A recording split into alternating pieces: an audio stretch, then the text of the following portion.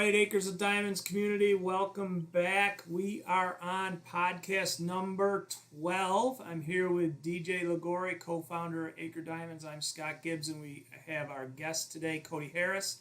A little background on Cody Harris. Cody Harris graduated with DJ and my son, Marcus Gibbs. Most of you know that Marcus passed away in November 2016, and I got to befriend Cody when Marcus and Cody were actually both struggling with their sobriety, but both very, very interested in living stronger, more intentional, and deliberate lives. And we used to meet for breakfast most Sundays, right, Cody, for a period of time, Yeah. most Sundays at the Hilton Diner. And we would talk about how the week went. We would talk about what their intentions were for the coming week and what successes they had. And I can tell you one of the most impressive memories I had of those meetings with Cody is he was working at Steve's convenience store and lived a few probably 2 miles away, a mile and a half or 2 miles away. And even in the winter and in the rain, he would walk to work. And I'd ask him, why do you walk to work? He says, because why the hell not? He did it because it was tough. He did it because it was hard. And then he would tell me stories about how he would show up at Steve's convenience store and he'd always intentionally and deliberately wear a smile all day. And he would intentionally and deliberately ask people how their day was going, what they did for work. He was always curious, asking questions, and the response that people gave him was overwhelmingly positive. Like by asking people questions and by being intentional and deliberate how he was going to spend his time with those customers, he made their days better. And as a consequence, he felt better because he knew that he made them feel better. A lot of times, Cody, they told you, right? They said, boy, you really made my day. And so I feel blessed. Obviously, Cody has done very, very well with sobriety. He's down in Florida now, has a great job. He's a very, very bright, intelligent, math and science minded guy, using that in his current career, building mechanical awnings, right? I believe. I think that's what you're doing. Yeah. And DJ and Cody actually went through the Acres of Diamonds program recently, and I'm gonna turn over the whole conversation to these two, and I'm gonna listen in just like everybody else is gonna listen in. So I'll weigh in occasionally, DJ, but it's all yours, my man. All right. Well, thank you very much for the introduction. As Scott mentioned, Cody and we did go through the program probably maybe 4 or 5 months ago. Cody was the first person who I was comfortable with actually going through the program with. And safe to say, those Saturday mornings, initially I thought they would be about an hour and a half, and they were like 3 to 4 hours sometimes because we couldn't stop talking. So we both learned a lot from each other, and we both challenged each other to think differently. And Cody was really, actually, now that I think about it, the one who kind of came up with creating an objective for each topic that we practiced. Because I remember, that's right. So this is actually the genesis of the private Facebook group. Exactly. Yeah. Cody. So Cody's kind of the founder of it. You didn't even know. I didn't really know, but at the end of each session, he would say, "All right, so what are we going to do to practice this?" And I remember the first time I was like, "What do you mean? We just talk about it and go on the rest of our day?" But Cody wanted to take it to the next level, and of those topics, I'm looking at my notes here, so I'm going to show the audience and everything. So here is a typical note session that you'll get in one of these, and so I was looking through it, and this actually was on our connection topic, and I have a big word circled here, and it says time, and right next to it, Cody says, "Do you really think people are oblivious to time?" And when he said that, I was like, I don't know. That's a pretty tough question to ask somebody. And so the more we thought about it, we really dug into it, and you can think of common sayings like, "I don't have enough time," or "I wish I had time for that," or "I wish I had more time with this person." And so what it made me think about was during this time that we were talking about it, we thought about how you can actually what to do with your actual time. And so a couple of weeks ago, I was actually going through the program with Taylor Lamanna, and we were talking about toughness. And basically what we said was tough people live life. They don't let life live them. Wow. And so that quote was it was powerful, and it immediate, not only did it connect to toughness, but it totally connected to time as well, because tough people make the most of their time, and they don't necessarily let time just go by. And so that was something that when Cody and I were talking about it, I was like, wow, that's very interesting to think about, because say you book a trip in 6 months and you think, oh, it's a long time until then. I guarantee you're going to get there. I guarantee 6 months will go by and you will get to that vacation. And that's something that we can all relate to, is we have these moments in our life. Maybe it's a wedding, maybe it's when you're graduating college, maybe it's your first job. You will get to those points, and it will take a certain amount of time. But the important thing to realize is you will get there, because time does not stop. Time is continuous, and we just happen to be placed within a larger time frame. So that's kind of the main topic that I think Cody can talk forever about, but he's got to dumb it down for Scott and I to really grasp it. So that's what I think our topic today is going to cover. Yeah, so this will be interesting because Cody is a lot smarter than DJ and myself, and so we've had to ask Cody to kind of dumb down and make things clear. So we may have to interrupt Cody occasionally to make sure he's talking at our level, at least my level and DJ's level. But he's a very, very impressive guy. Extremely intelligent, low-key a genius, but he won't admit it. But yeah. My plan is working. Make everybody think I'm really smart. No, I'm not. No. But what's it called? Thank you, guys. I appreciate you having me on here to talk about this topic. When I was 21, I was in Toastmasters Club, and I would write these speeches, and one of them that went like the worst was time. And it was like, but I believed in it so much, but I couldn't really get myself to really understand what I was talking about. But what I really believe in is I want to really spend my time well. And the reason is because with each passing day, it just kind of goes along, and you can never just grab it back. It just continues on, right? So every day that I spend doing something, that's just kind of gone forever.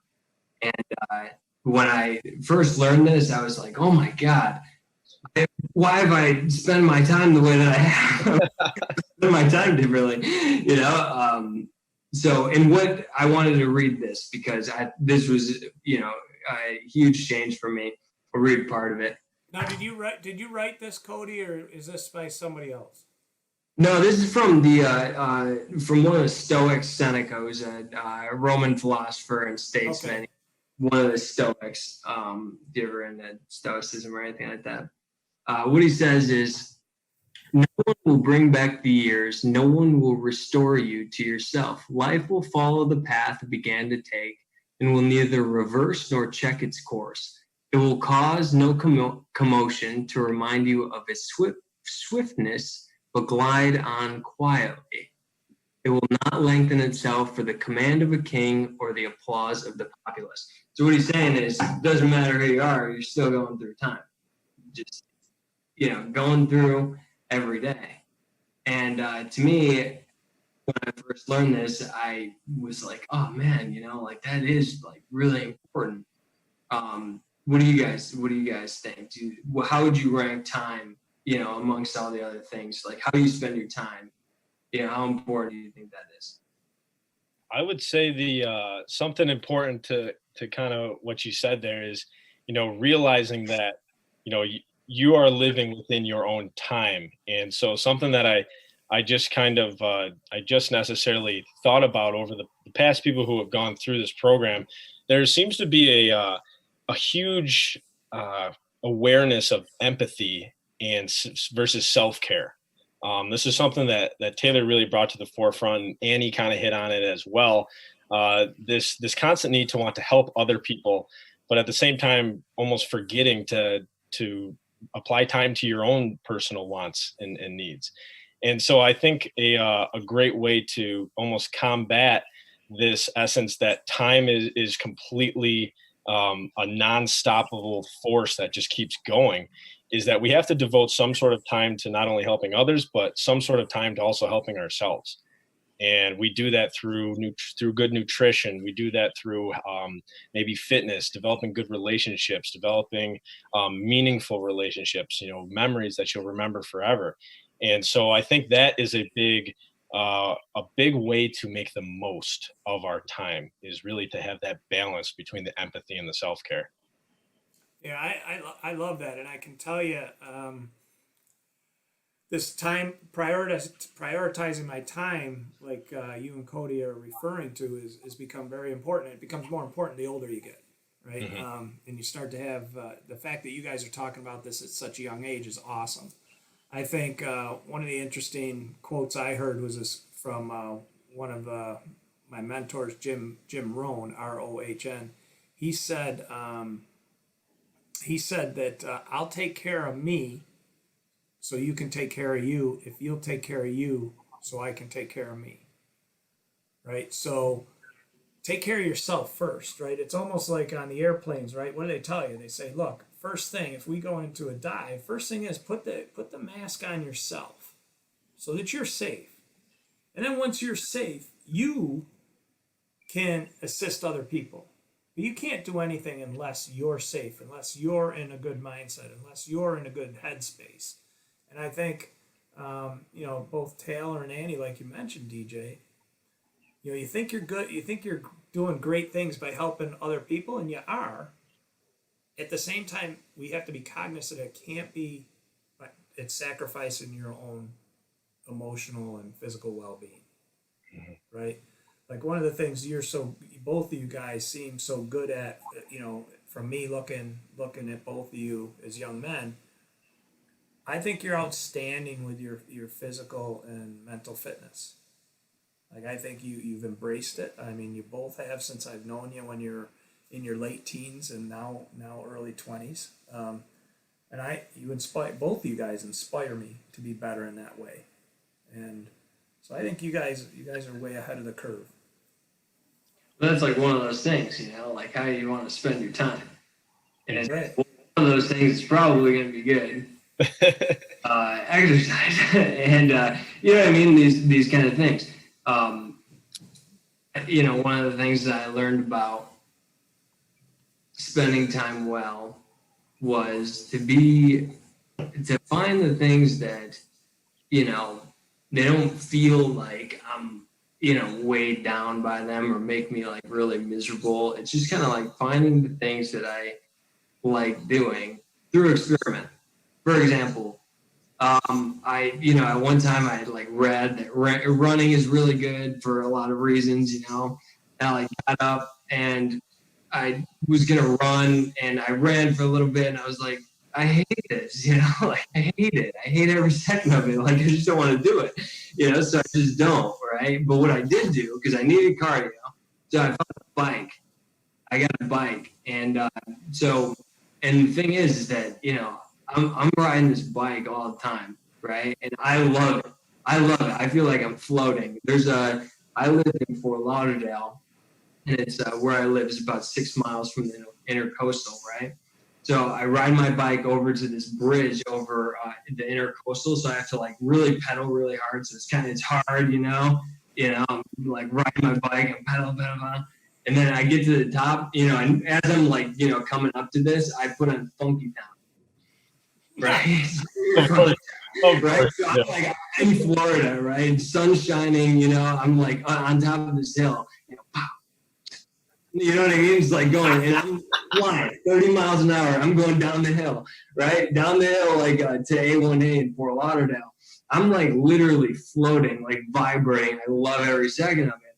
You know what I mean? It's like, why would I run when I could do that? You know what I mean? Like, I would rather bike down the hill, listen to Funky Town or some other, something else, and I'm, flying down the hill. That's so much more fun to me. So, I would rather spend my time doing that rather than being like, I have to run because it's healthy. You know what I mean? So that's like one of the things that I learned about this from experimenting.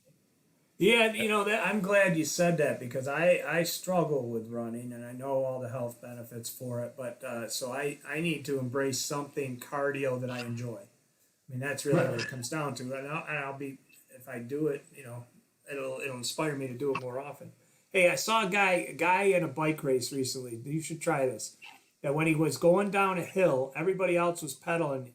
Instead of pedaling, he leaned over his handlebars and stuck his feet out straight backwards off the pedals.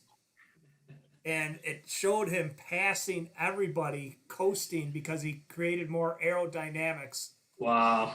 Yeah, wow. so that was pretty neat. You should do that. You probably get up to 40 or 50 miles an hour. I can easily see Cody doing that down the bridge and like just walking out. Like, oh, come on. What do you mean wipe out? Oh my gosh. Would be absolutely outstanding. But it's but you guys both bring up an interesting point about, cardio and exercising. And I think it makes me think about the actual value of our time. Like, what do we actually, like, if you give me an hour, what's the most amount of value I can jam pack into that hour? And I remember hearing sometimes some of those motivational speakers and some of their hourly rates and things like that. And it's like, all right, if I make, say you make $2,000 in a week, it's like, imagine if you made $2,000 in 10 hours. Now imagine if you made $2,000 in 5 hours and 2.5 hours. And so it's about that value of packing it into that time. And I remember one of the most valuable things Cody had said to me, because I've said this to multiple people before, and it has helped multiple other people. So let that be a reminder, Cody, that you're saying some good stuff. One of the smartest things he highlighted in a book and sent me a picture and said, is our time here on Earth really just to stay warm in bed? And to sleep in. And you think about those mornings of waking up at 4:50 in the morning, and you're all nice and snuggled in your bed, and it's snowing outside, and you want to go run, and it's like, oh, I really don't want to go run, but am I actually getting better by just sleeping in this bed and staying warm? And so there's definitely some people can say, oh, well, you need your sleep. Well, it's like, well, if you went to bed early enough the night before, you don't necessarily need that extra hour. So there's all these that saying was a huge metaphor to our value, the value that you put on your time. Give me an hour, how impactful can I really be? And that quote of were we all just put here just to stay comfortable and stay in bed? No, I completely agree with that. We weren't. And we were here to create infrastructure. We were here to make technology to help people, to create meaningful relationships, to make progress, improve in various areas of our life. We weren't built to just sleep in a bed. So right. there's no more. There's much more to our time.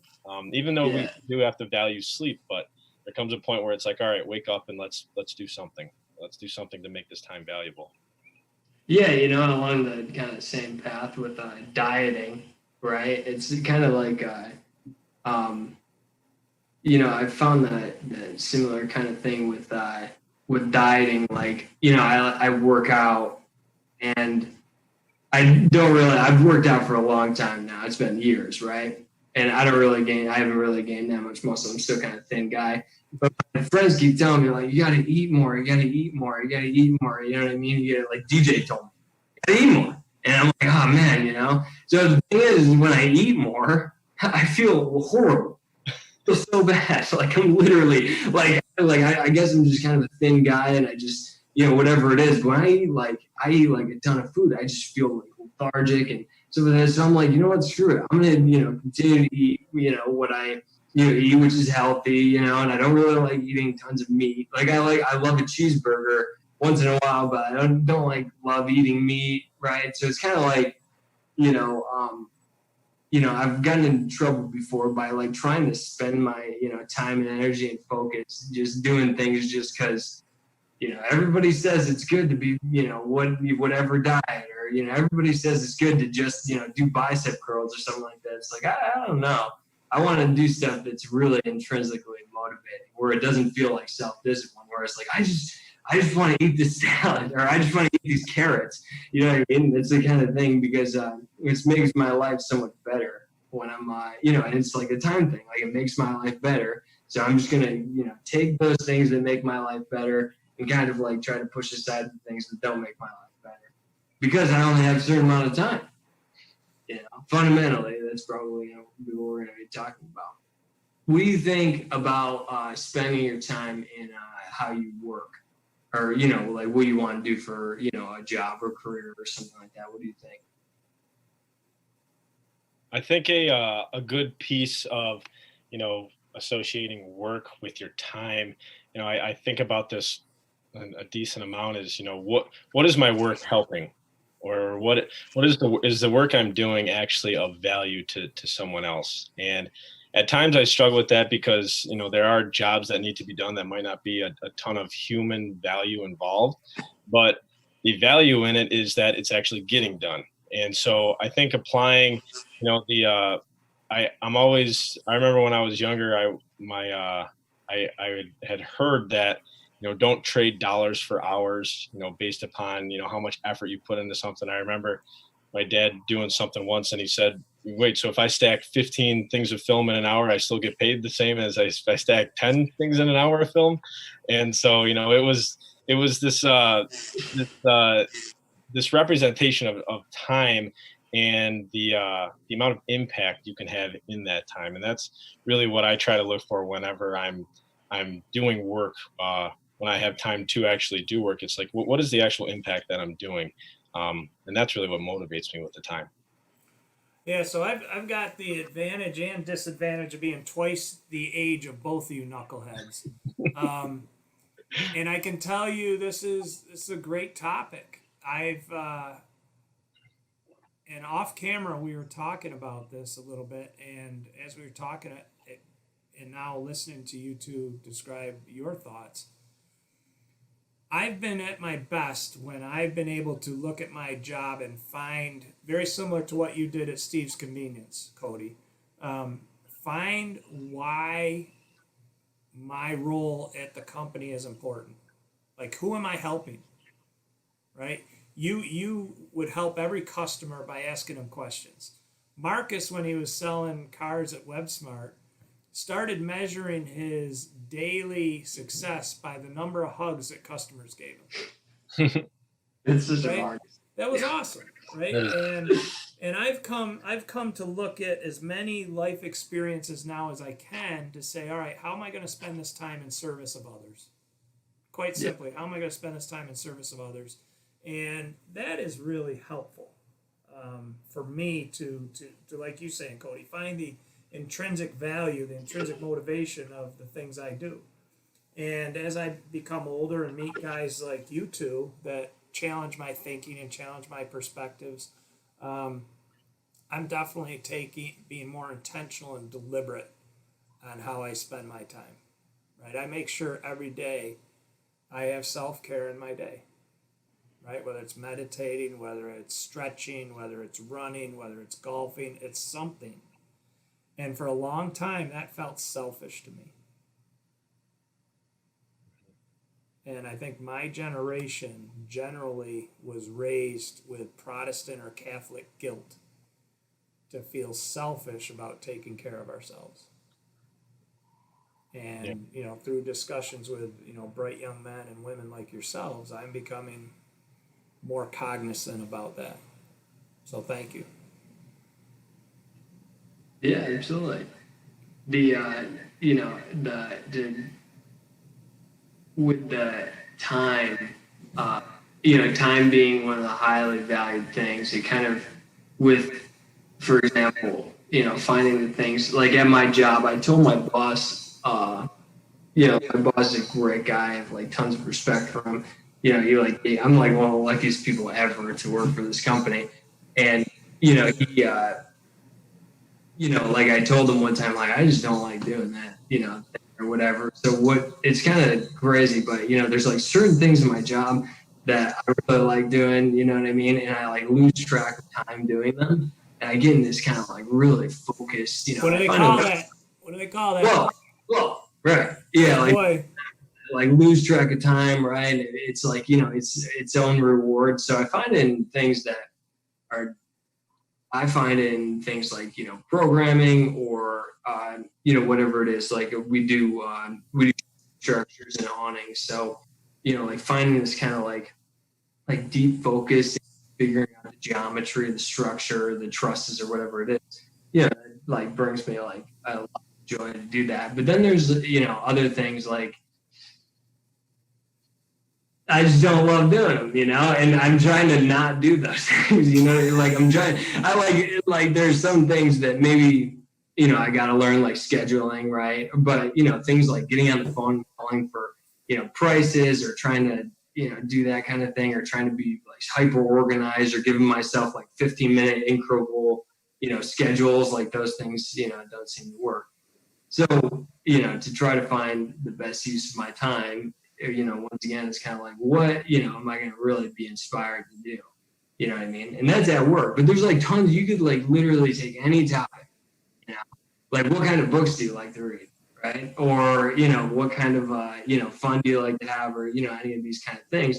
You know, you could like just dissect it from the point of, wow, you know, like how I spend my time is really important. So I don't want to do, like, I don't want to be a lawyer.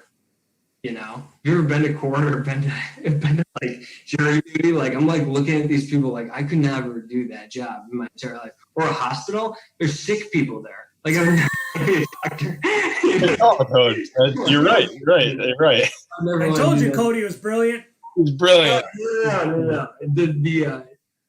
That's the kind of thing. One of the things for fun. What do you do for fun, DJ? And it's like, wow, you know, this really gets me going. That was actually, so it's funny you said that. That was the first thing I was thinking about when you said I lost track of time. I thought it'd be cool to almost make a list of like 3 to 5 things that you do that you lose track of time doing. Yeah. I think that would be a good way to show you what you actually really love. And the best way, one I can just quickly think of off the top of my head, similar to you, Code, I love riding my bike because I actually kind of think that it's an easier cardio. And I just kind of glide with it. And just yesterday, I actually, I'd eaten dinner. Both of my roommates were gone. And I was just hanging out on my front porch. And I said, you know what? You know, I enjoy the relaxing time, but I also enjoy riding my bike. So I started riding my bike. And I actually got so into it that I tried to jump the curb and blew my tire out. And I'd rode my bike for like 3 hours. And I hadn't even realized, you know, I was just driving all around the city of Rochester and just going. And, you know, I totally lost track of time and lost the air in my tire as well. But it was just something where I just realized that, you know, you do things almost without thinking. And, you know, it kind of relates back to not letting life live you and you living life, you know, taking control of something you want to do and then doing it. And, I think that's important for all of us to realize is, you know, we have things in our life that we lose track of time doing, and we should be aware of that and continue to do it because it creates entertainment and joy in our life, and we need a healthy dosage of that. Yeah, absolutely. What do you think, Scott? Actually, for me, listening to both you guys, DJ, I think, by the way, that's a great, what you just said, and based on what Cody said about finding a way to add that question. Name 2 or 3 things that you get lost doing, right? That you get so in the flow that'll help us with our clients, help them to find the things that turn them on and light them up, and help them move in a certain direction, right? So let's keep that in mind as we go forward. So for me, Cody, I lose myself in this type of stuff, right? I love talking to different people, hearing how they think about life, learning from, you know, you guys are what, 25 years old? Learning things from 25 years old because they've had different experiences in their life, different perspectives in their lives, and becoming a better person because I took time to listen. Right? Because I took time to hear the way other people think, and they're it's different than me, and so I get lost. Like DJ and I are together a lot, it doesn't, it's never a burden, right? This is, we're going to be together tonight over an hour, the three of us. Love it. Love it. You know, I'll never ever have a negative thought about it because it's growing me in certain ways. So it's in service of others. It's in uncovering greatness within others that they didn't know they had. Right. That's what I get turned on. That's what I get lit up about. That's where I lose myself in flow.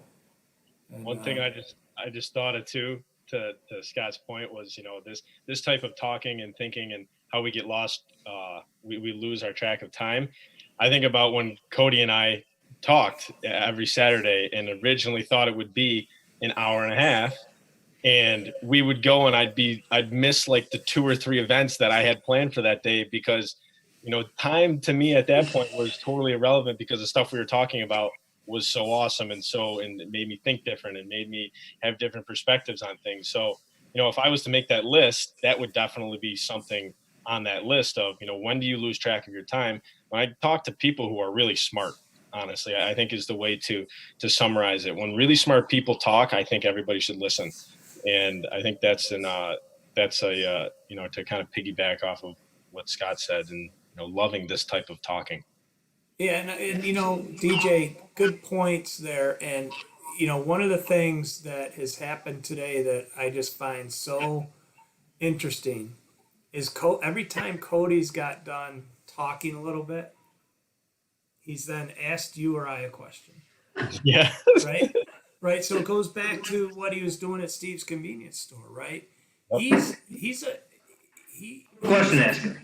I am literally, you know, like question asking. I mean, let's face it, guys. We can't learn. It's a lot easier to learn when you're asking questions because now you're receptive to answers, right?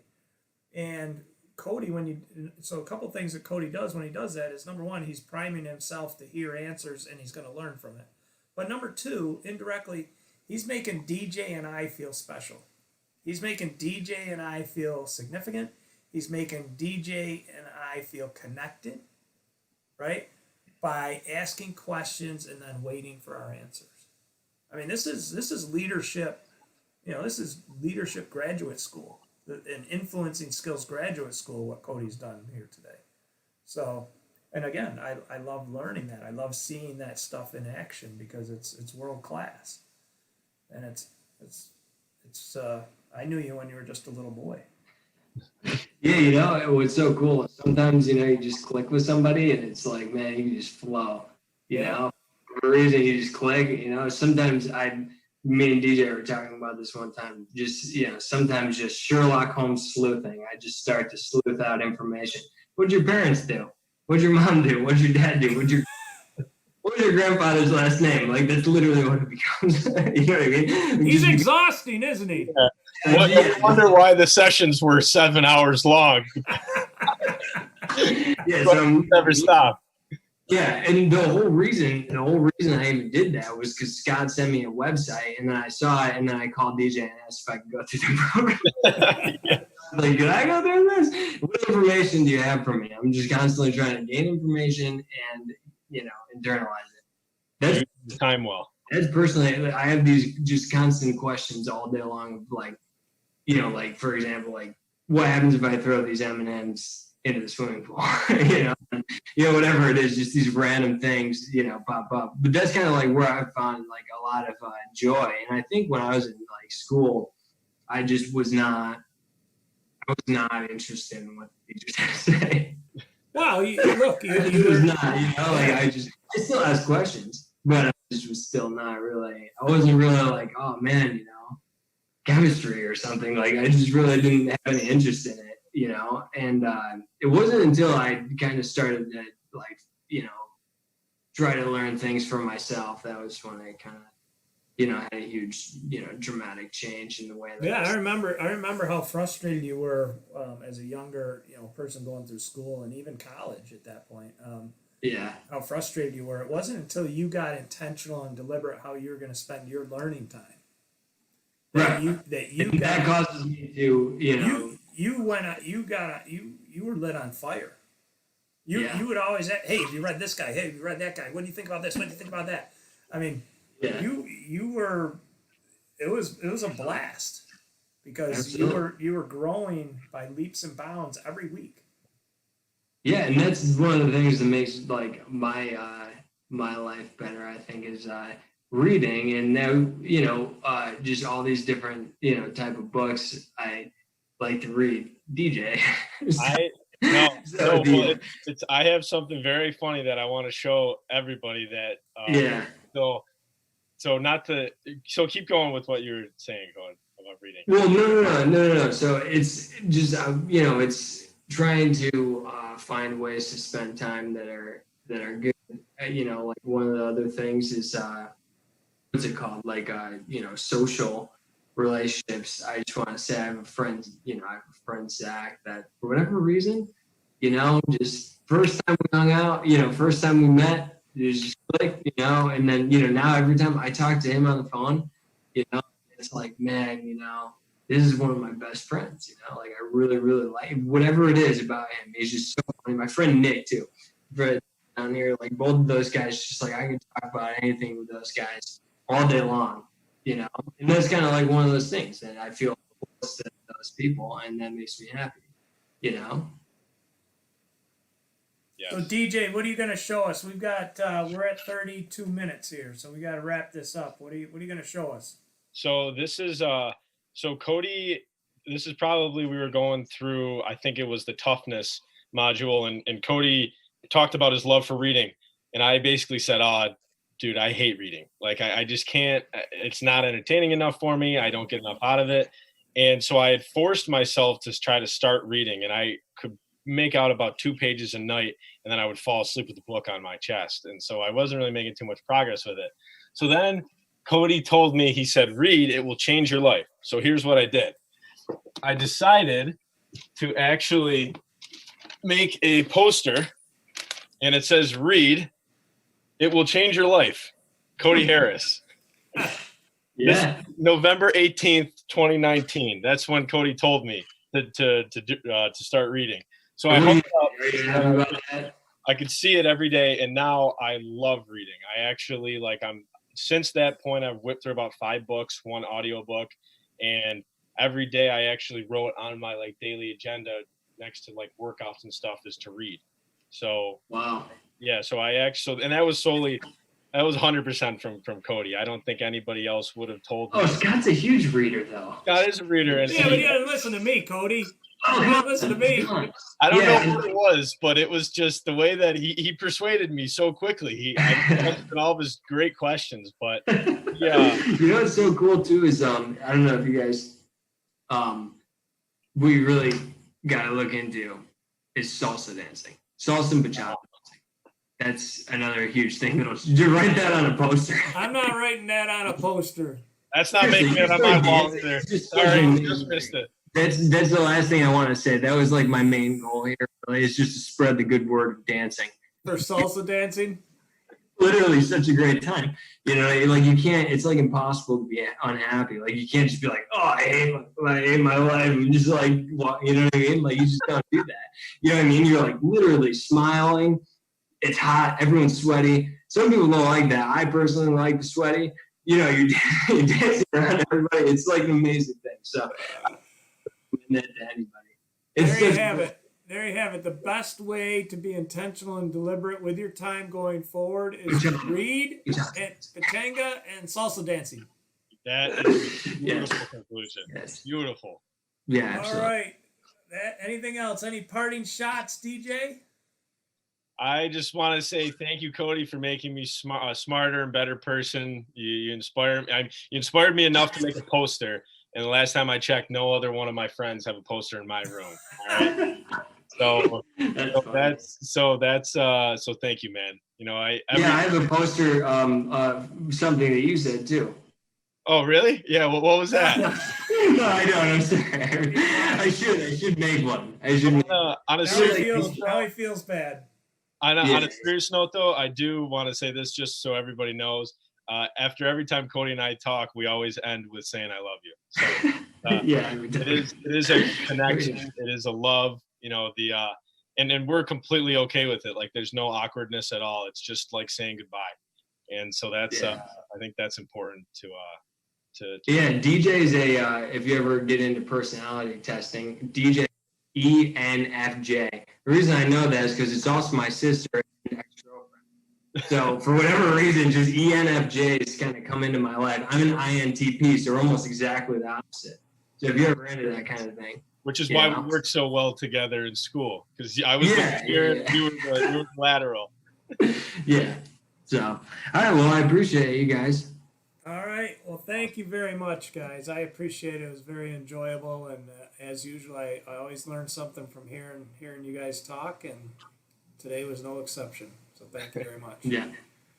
All right, Acres of Diamonds community. Until next time, we're out. Thank you. Yeah.